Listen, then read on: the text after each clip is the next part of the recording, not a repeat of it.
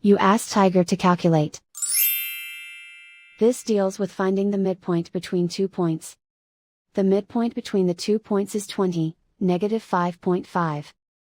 Let's solve it step by step. Plot the 2 points and calculate the midpoint using the formula. The coordinates of point 1 are, x1 equals 66, y1 equals -43. The coordinates of point 2 are, x2 equals -26, y2 equals 32. PM represents the midpoint of the 2 points.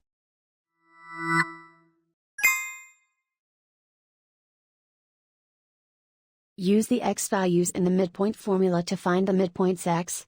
x1 equals 66. x2 equals -26. Simplify the arithmetic.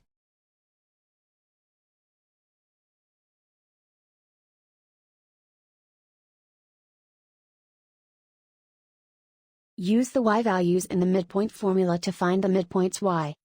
y1 equals -43. y2 equals 32. Simplify the arithmetic.